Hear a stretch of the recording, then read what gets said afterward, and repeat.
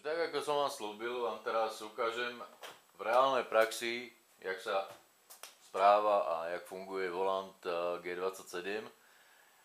Pustíme si, najprv vám ukážem, čo urobí volant, keď sa pripojí k počítaču.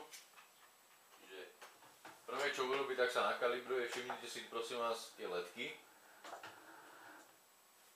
Čiže kalibrácia je automatická, o nič sa starať nemusíte.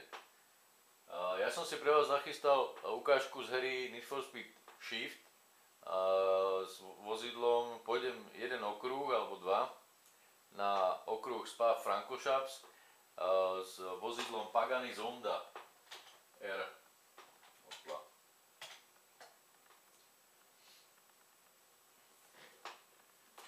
Takže dáme pokračovať. Priznám sa, že mám problémy s manuálnym radením, väčšinou používam padla pod volantom. Čo sa týka pedálov, pedále majú rôzny odpor aj podľa toho, o aký pedál sa jedná. Najmäkší je plyn.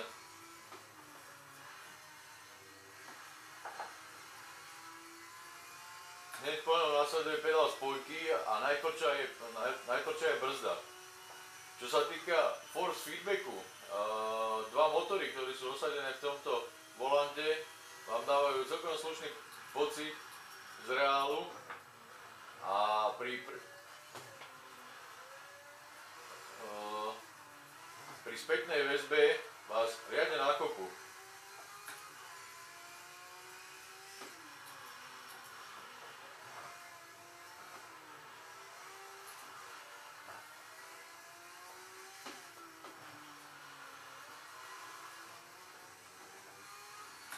Mne sa nepodarilo v tejto hre nastaviť práve tie LED diódky.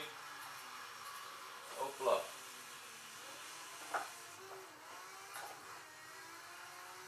Aby som vám ukázal, jak pracujú.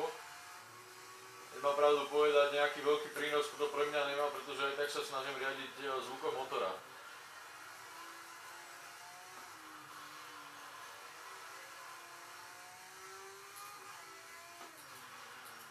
Keď si všimnete, tak vždycky zaradím skôr, ako mi ukáže aj limiter.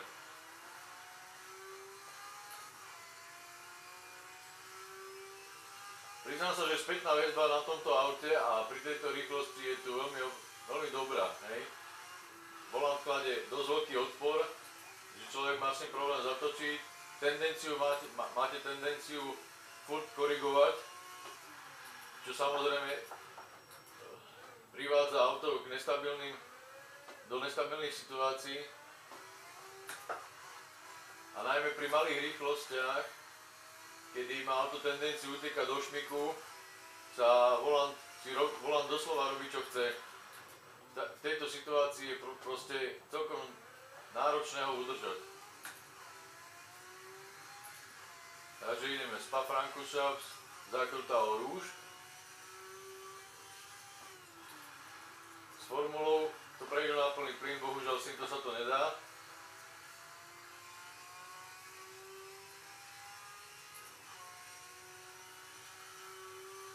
Ináč, čo sa týka podpory, tak veľmi veľa hier podporuje tento volant a má ich vo svojich profiloch zahrnuté, takže nie je s tým absolútne žiadny problém.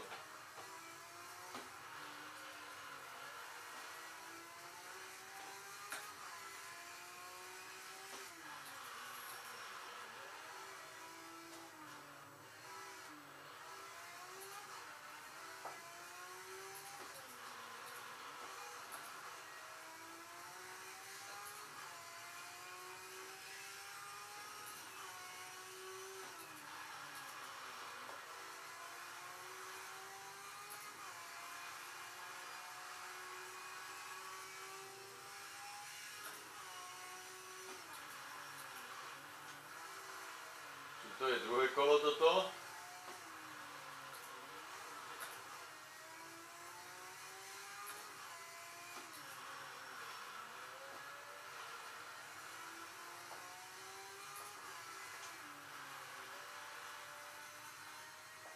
tam štvorku teda. Dáme spojka a 5.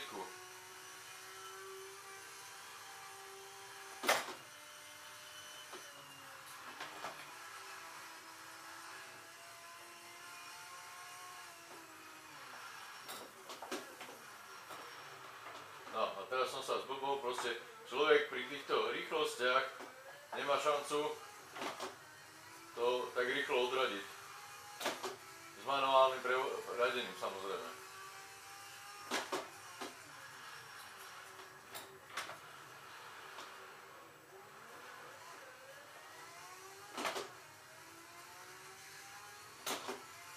A to možno, keď ste zvyknutí na to, že máte iba 2 pedále.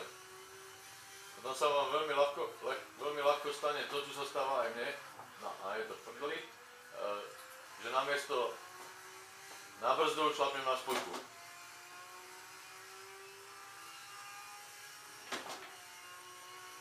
V tomto prípade platí, že zvyk je železná košela a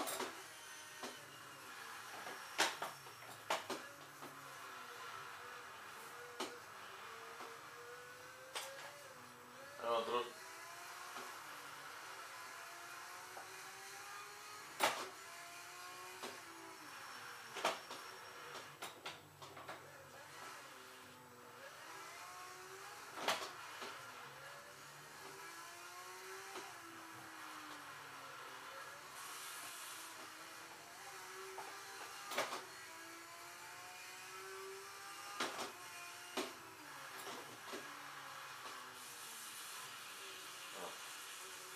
Nájsť do zakruty nič moc.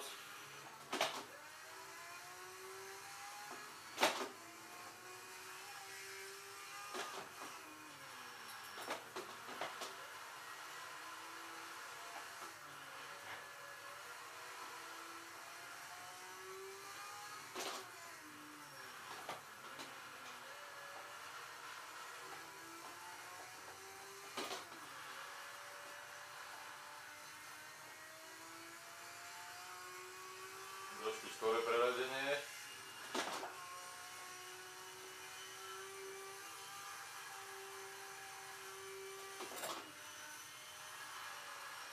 Priznám sa, že je problém jednou rukou ten volant, pokiaľ začnú tie dva motory pracovať, celkom udržať.